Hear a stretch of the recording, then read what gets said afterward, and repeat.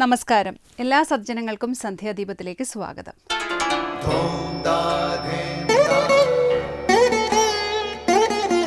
ശുഭം ഭവതു കല്യാണമായുസാരോഗ്യവർദ്ധനം സർവദുഃഖ വിനാശായ സന്ധ്യാദീപം നമോസ്തുതേ. നാമം ജപായനം പുണ്യം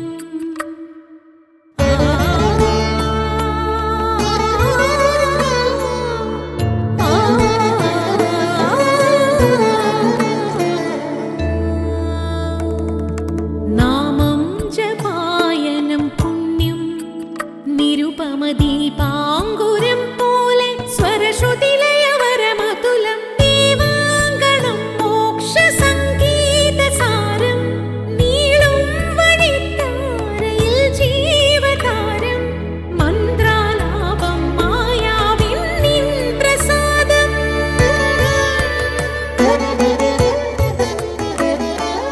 ഇരുൾ നീങ്ങിയുണരുന്ന തെളിനാളദീപം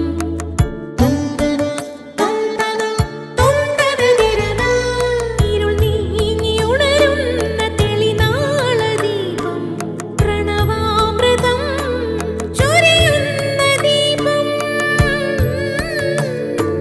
ദീപം ദീപം ദീപം ദീപം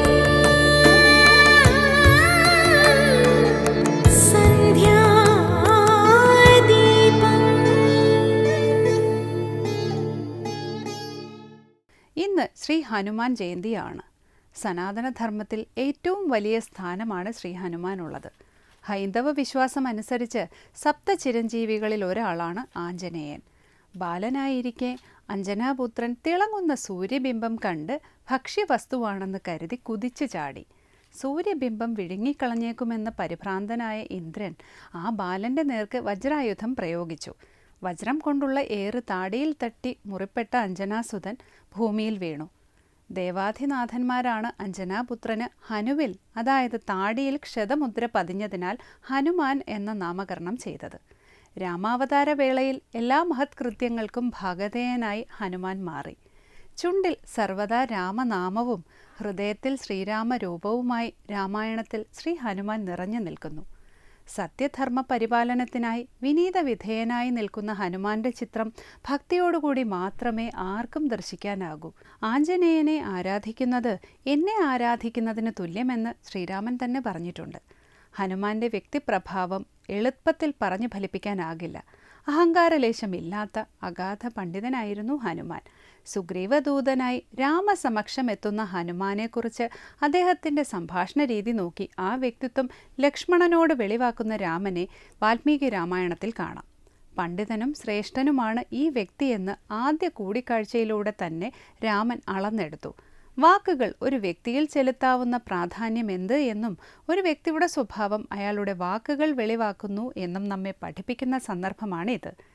എല്ലാവർക്കും ആഞ്ജനേയൻ്റെ അനുഗ്രഹം ലഭിക്കട്ടെ എന്ന് പ്രാർത്ഥിച്ചുകൊണ്ട് ഇനി നമുക്ക് ശ്രീ കാവാലം ശ്രീകുമാർ പ്രശ്നോത്തര രത്നമാലിക ആലപിക്കുന്നത് കേൾക്കാം.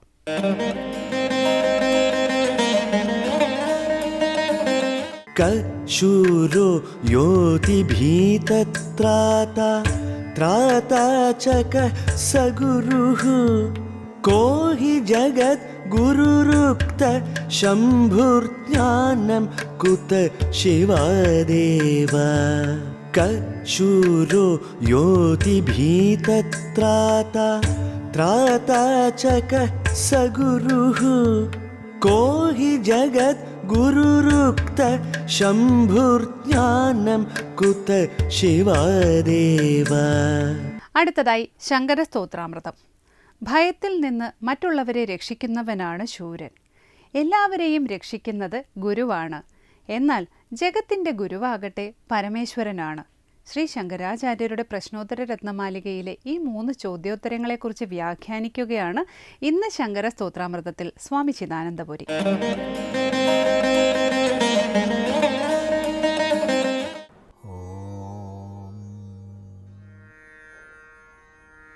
ഗുരുർബ്രഹ്മാ ഗുരുർവിഷ്ണു ഗുരുർദേവോ മഹേശ്വരഃ ഗുരുസാക്ഷാത് പരം ബ്രഹ്മ തസ്മൈ ശ്രീ ഗുരവേ നമഃ.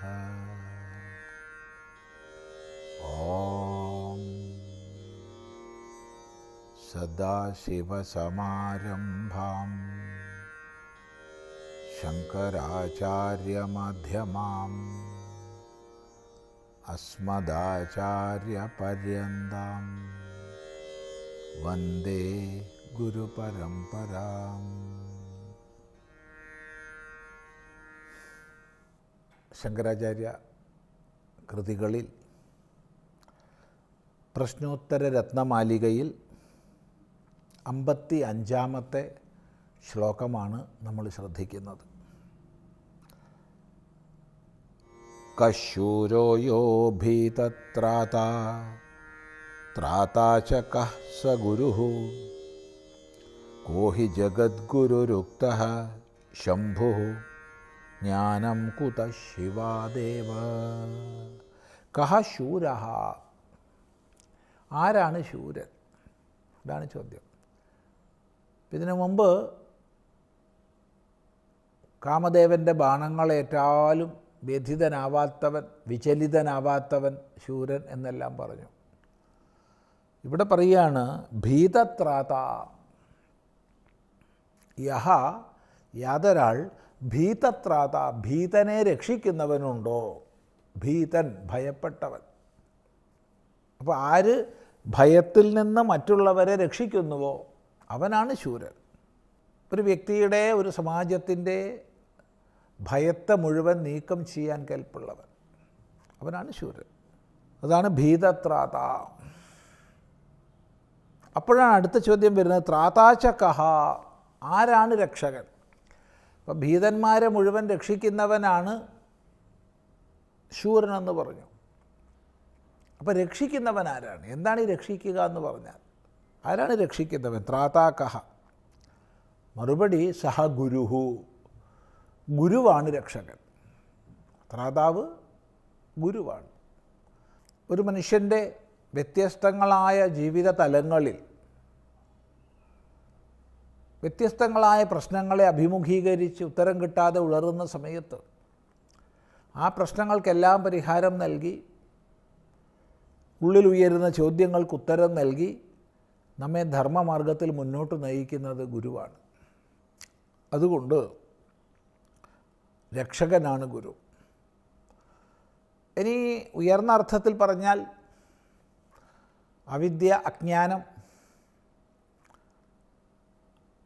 അജ്ഞാനത്താൽ ബദ്ധനായി തൻ്റെ സ്വരൂപബോധമില്ലാതെ നാനാവിധ ക്ലേശങ്ങളിൽ ഉഴറുകയാണ് മനുഷ്യൻ.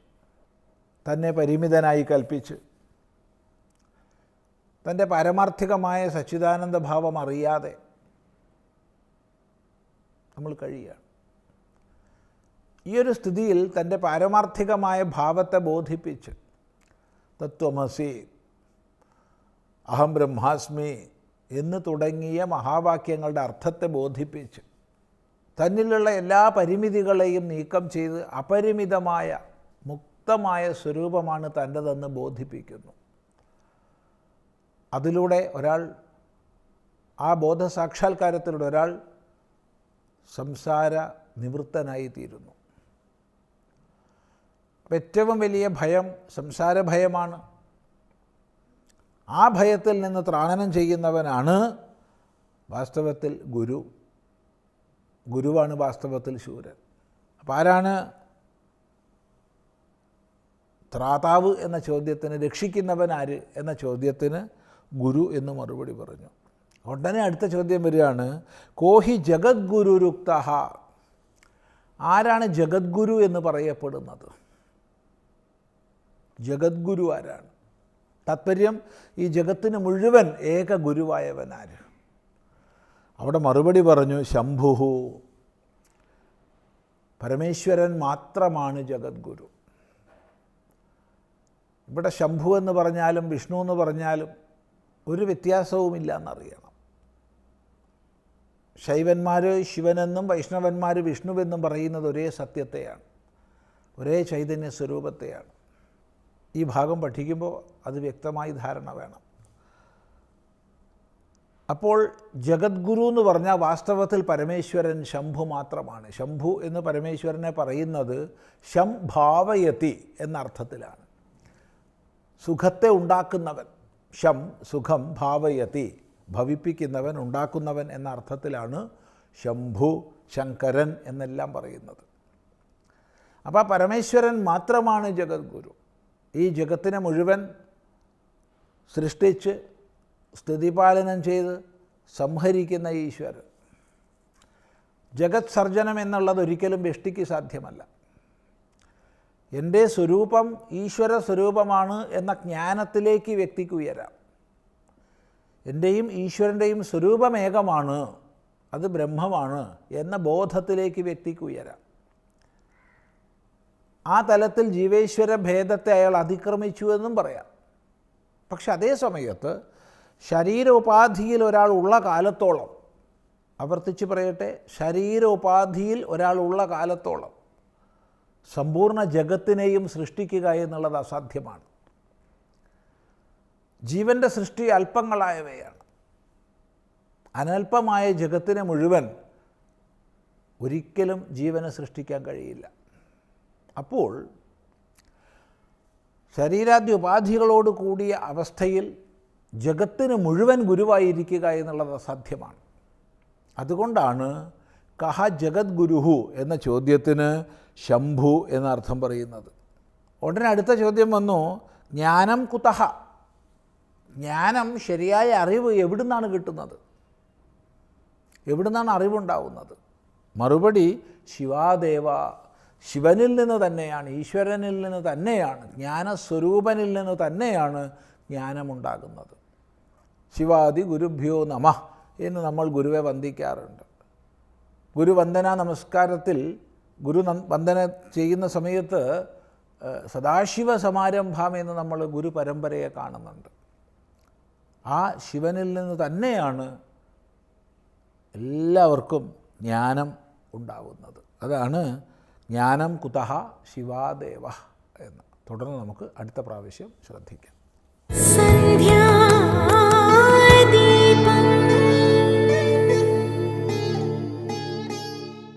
അടുത്തതായി സനാതനധർമ്മം.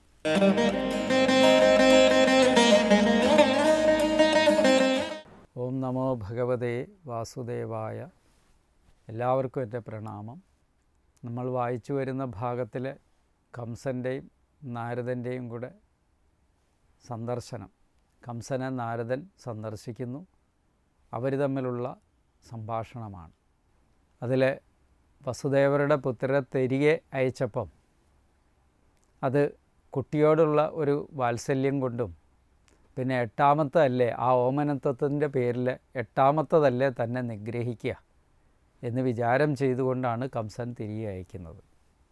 ഇവിടെ നാരദ മഹർഷി വന്ന് കംസനുമായിട്ട് സംസാരിച്ചതിൽ ആദ്യത്തെ പ്രധാനപ്പെട്ട കാര്യം പറഞ്ഞത്, നീ അസുരരും അവർ ദേവതകളുമാണ്. അതുകൊണ്ട് അസുരനായിരിക്കുന്ന ആൾ ഒരിക്കലും ദേവതകളോട് സന്ധി ചെയ്യേണ്ട കാര്യമില്ല. കാര്യം എന്താ? അസുരൻ്റെ ശത്രു ദേവതകൾ, ദേവന്മാരുടെ ശത്രു അസുരന്മാരുമാണ്. അത് ഒരുപാട് പഴക്കം ചെന്ന കഥകളിലൂടെ തന്നെ ഇത് വെളിപ്പെടുത്തിയിട്ടുണ്ട് പല സന്ദർഭങ്ങളിലായിട്ട്. അപ്പം നമ്മുടെ മുമ്പിൽ ഭാഗവതം വളരെ വ്യക്തമാക്കി തരുന്ന ഒരു കാര്യമാണ്, രണ്ട് സ്വഭാവം ഒരിടത്ത് ഒരിക്കലും സമ്മേളിക്കില്ല. ഒന്നാമത്തെ സ്വഭാവം ആസുരി സ്വഭാവമാണെങ്കിൽ രണ്ടാമത്തെ ദൈവീ സ്വഭാവം. അസുരൻ്റെ ഗുണങ്ങളാണ് നിങ്ങളിൽ പ്രകാശിക്കുന്നതെങ്കിൽ അവിടെ ദൈവീകതയ്ക്ക് വളരെ പ്രാധാന്യമൊന്നും ഇല്ല. പലപ്പോഴും ഇത് രണ്ടും കൂടെ മിശ്രമാക്കിക്കൊണ്ടാണ് ജീവിതം പോകുന്നത്. ചില നേരത്തൊക്കെ നമ്മൾ രൗദ്രഭാവത്തിലാകുന്നു, അറിയാണ്ട് മനസ്സിൻ്റെ പിടി വിട്ടുപോകുന്നു, ദുർബലത നമ്മളെ കയറി വിഴുങ്ങുന്നു, നമ്മളല്ലാതാകുന്നു, നാം ആകണം, അല്ലെങ്കിൽ നമുക്ക് ദൈവികതയുടെ സ്വഭാവ ഗുണങ്ങൾ വേണം എന്ന് ആഗ്രഹിക്കുന്ന പക്ഷം നിങ്ങൾ ചെയ്യേണ്ട അനുഷ്ഠാനക്രമങ്ങളല്ലാണ്ട് ഇതിന് പ്രത്യേകിച്ച് യാതൊരു പോംവഴികളുമില്ല. നിങ്ങൾക്കൊരു ജീവിതചര്യയിലൂടെ മാത്രമേ ഈ ആസുര സ്വഭാവത്തെ മാറ്റാൻ നമുക്ക് സാധിക്കുകയുള്ളൂ. കാമക്രോധാദി ലോഭമോഹ മതമാത്സര്യാദികൾ നമ്മുടെ മനസ്സിനെ വല്ലാണ്ട് അലട്ടുമ്പോൾ അവിടെ ഭഗവാനാകുന്ന നിന്തിരുവടിയുടെ പാതാരവിന്ദങ്ങളെ ശരണം പ്രാപിച്ചുകൊണ്ട് മനസ്സിനെ വിമലീകരിക്കുക എന്നുള്ളൊരു പ്രക്രിയയാണ് നമ്മൾ ചെയ്യേണ്ടത്. നമ്മൾ അറിയാതെ തന്നെ മനസ്സ് ശുദ്ധമായിക്കൊണ്ടിരിക്കും.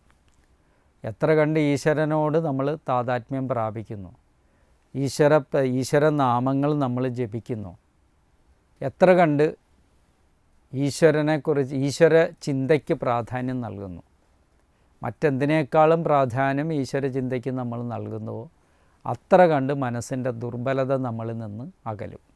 കാര്യം ഒരു ദൃഢനിശ്ചയം നമുക്കുണ്ടാവും. ചെയ്യേണ്ട കാര്യങ്ങളൊക്കെ കൃത്യമായി ചെയ്യാൻ നമുക്ക് സാധിക്കും. അലസർക്കും മടിയർക്കും അനുഭവിക്കാൻ പറ്റാത്തതാണ് ഈശ്വരീയത അല്ലെങ്കിൽ ദൈവിക സ്വഭാവം.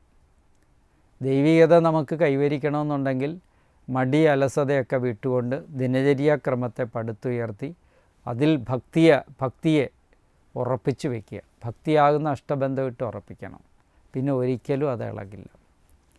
ആചാരപ്രഭോധർമ്മ എന്ന് പറയുന്നത് അതുകൊണ്ട് ആചാരാനുഷ്ഠാനങ്ങളൊക്കെ വേണം. എല്ലാ കാര്യങ്ങളിലും വ്യാപൃതരായിരിക്കണം. കർമ്മകുശലത നമുക്കുണ്ടാകും. ദിനചര്യാക്രമം തന്നെ ശുദ്ധമാക്കിയാൽ കർമ്മകുശലത നേടാൻ നമുക്ക് സാധിക്കും. നമ്മുടെ എല്ലാവരുടെയും ജീവിതത്തിൽ ചെയ്യേണ്ട കാര്യങ്ങൾ ചെയ്യാതെ സ്വയം മനസ്സിനെ മറ്റ് പ്രക്രിയയിലൂടെ നിയന്ത്രിക്കാനാണ് നമ്മളെല്ലാം ശ്രമിക്കുന്നത്. പെട്ടെന്ന് പോയി കണ്ണടച്ചിരുന്നു ധ്യാനിച്ചു കഴിഞ്ഞാൽ ഈശ്വരീയത നമ്മളിലേക്ക് വരും എന്ന് നമ്മൾ വിചാരിക്കുന്നുണ്ട്. ഒരിക്കലും ആകില്ല. നമ്മൾ ചെയ്യേണ്ട കർമ്മങ്ങളും കൃത്യമായി ചെയ്യണം. ആ കർമ്മം ചെയ്ത് തീർത്ത് വരുന്ന ശാന്തിയിലാണ് നമ്മൾ ഈശ്വരനെ പ്രാർത്ഥിച്ച് ആ കർമ്മശുദ്ധി നമ്മളിൽ വരണം. അത് ചെയ്യുന്നു ഇത് ചെയ്യുന്നു അല്ലെ അത് ചെയ്തില്ല ഇത് ചെയ്തില്ല എന്നുള്ള വ്യാകുലതകളൊന്നും മനസ്സിലില്ലാതെ പരമമായ ശാന്തിയോടുകൂടിയിരുന്ന് നാമം ജപിക്കുന്ന വ്യക്തികൾക്ക് മാത്രമാണ് ധ്യാനം ഉണ്ടാകുക. അങ്ങനെ പതുക്കെ പതുക്കെ നമ്മുടെ മനസ്സിലെ ദോഷങ്ങളെല്ലാം മാറി മനസ്സ് ശുദ്ധമായി തീരുമ്പോഴാണ് ദൈവികത അവിടെ ഉണ്ടായി. ഇങ്ങനെ ഒരു ക്രമമുള്ളൊരു ജീവിതം പടുത്തുയർത്തി കൊണ്ടുവരാനാണ് ശ്രീകൃഷ്ണ ഭക്തർ അല്ലെങ്കിൽ ഏത് ദേവതയെ ഉപാസിക്കുന്നവരായാലും പരിശ്രമിക്കേണ്ടത്. ജീവിതം വളരണം എന്നുണ്ട്, മനസ്സ് വളരണം ആദ്യം. ഭക്ഷണപദാർത്ഥങ്ങളിലൂടെ ശരീരം വളരുന്നത് പോലെ അതിനുള്ള ഊർജ്ജം അതിൽ നിന്ന് കിട്ടുന്നത് പോലെ മനസ്സിനുള്ള ഊർജം ലഭിക്കുന്ന സ്ഥലമാണ് നാമജപവും ഭക്തിയൊക്കെ. അതിനെ ഇവിടെ ദൈവികത എന്നുള്ള ഒരു രീതിയിൽ വ്യാഖ്യാനിച്ചിരിക്കുകയാണ്. അസുരനാണ് അപ്പുറത്ത് നിൽക്കുന്ന കംസൻ. അയാളെ നമ്മൾ എപ്പോഴും അകറ്റി നിർത്തിക്കണം. നമ്മുടെ മനസ്സ് അതിൽ ഒരിക്കലും പോയി പെടരുത്. കാണുന്ന കണ്ണുകൊണ്ട് എന്തൊക്കെ അനുഭവിച്ചാലും, ചെവി കൊണ്ട് എന്തൊക്കെ കേട്ടാലും, നാക്കുകൊണ്ട് എന്തൊക്കെ രുചിച്ചാലും സ്പർശിച്ചാലും, ഇങ്ങനെ പഞ്ചേന്ദ്രിയങ്ങൾ കൊണ്ട് എന്തൊക്കെ നമ്മൾ ഗ്രഹിക്കുന്നെങ്കിലും അവിടെ പ്രാധാന്യത്തോടുകൂടി ഈശ്വര സ്മരണ നിലനിർത്താൻ നമുക്കായാൽ മനസ്സിൻ്റെ ബലഹീനത നമ്മളിൽ നിന്ന് പോയി മനസ്സ് ശക്തനായിത്തീരും. ഇങ്ങനെയുള്ള മനസ്സ് ക്രമമായി വളർത്തിയെടുക്കാൻ കഴിയുന്ന ഭക്തർക്കാണ് ഈ പറഞ്ഞ നാരദൻ പറഞ്ഞ ഉപദേശത്തെ മനസ്സിലാക്കാൻ സാധിക്കുക. നാരദൻ എടുത്തു പറയുന്ന ഒരു വസ്തുതയാണ് എന്തുവാ? ഭഗവാന്റെ അവതാരം എത്രയും പെട്ടെന്ന് ആഗ്രഹിക്കുന്ന ആളാരാ? സജ്ജനങ്ങളാണ്. സജ്ജനമാണ് നാരദൻ. ആ സജ്ജനമായിരിക്കുന്ന നാരദൻ്റെ മനസ്സിൽ എങ്ങനെയെങ്കിലും ഭഗവാന്റെ അവതാരത്തെ ഒന്ന് കാണുക, ഭൂമിയുടെ ഭാരത്തെ ഇല്ലാണ്ടാക്കുക. എല്ലായിടത്തും പാപമംഗലമായിരിക്കുന്നു, അതിൽ നിന്നുള്ളൊരു മോചനം വേണം. മനുഷ്യ മനസ്സുകളിൽ സമാധാനം വേണം, സർവർക്കും ആനന്ദം ലഭിക്കണം. ഇതിനൊരൊറ്റ പോംവഴിയേ ഉള്ളൂ. എന്തുവാ? ഭഗവാൻ അവതരിക്കുക. ഈ അവതാരം ഭഗവാന്റെ ഉണ്ടായാലുള്ള ഗുണം എന്താ? ആ ഭക്തന്മാരായിരിക്കുന്നവർക്ക് അത് കണ്ട് ആനന്ദിക്കാമെന്ന് മാത്രമല്ല, ദുർജനങ്ങളുടെ നാശവും ഭൂമിയിലുണ്ടാകുന്നു. അപ്പോൾ ഭക്തിയെ മുറുകെ പിടിക്കേണ്ടത് നമ്മുടെ ആവശ്യമാണ്. ദുർജനത്വം നമ്മളിൽ നിന്ന് പോയി സജ്ജനത്വം നമുക്ക് ആർജിക്കാൻ അങ്ങനെ സാധിക്കുകയുള്ളൂ. ഇതുതന്നെയാണ് ഇവിടെ വെളിപ്പെടുത്തിയത്. നാരദൻ കംസൻ്റെ അരികിൽ ചെന്ന് ഈ കാര്യം വെളിപ്പെടുത്തുന്നതിലൂടെ സ്പഷ്ടീകരിക്കുകയാണ്. എന്തുവാ? നാരദൻ പറഞ്ഞ കാര്യം വ്യക്തമാക്കുകയാണ്. ഭഗവാന്റെ അവതാരത്തെ ഒന്ന് കാണാൻ സാധിച്ചെങ്കിൽ അതോടൊപ്പം തന്നെ കംസാദികളുടെ നാശത്തെയും. ഇങ്ങനെ ആഗ്രഹിച്ചുകൊണ്ടാണ് ഈ കാര്യത്തെ, സന്ദർഭത്തെ വെളിപ്പെടുത്തിയത് ആസുരീയ സ്വഭാവക്കാരെല്ലാം നശിച്ച് ദൈവീയ സ്വഭാവക്കാരെല്ലാം ഉയർന്നു വരട്ടെ എന്നുള്ള ആത്മാർത്ഥമായ ചിന്ത ഭഗവത് പാതാരത്തിൽ മനസ്സ് വച്ചിരിക്കുന്ന നാരദൻ ചെന്ന് കംസനോട് പറഞ്ഞതിൻ്റെ തത്വാർത്ഥം. അപ്പോൾ ഇത് മനസ്സിലാക്കി വെച്ചുകൊണ്ട് വേണം നമ്മളിവിടുത്തെ ഈ കാര്യത്തെ മനസ്സിലാക്കാൻ. എല്ലാവരുടെ ഉള്ളിൽ ഈശ്വരീയത നിറയട്ടെ, ഭഗവത് അനുഗ്രഹം ഉണ്ടാകട്ടെ. നമസ്കാരം.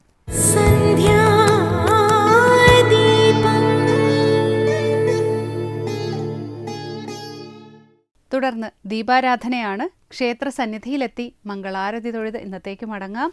എല്ലാവർക്കും നമസ്കാരം.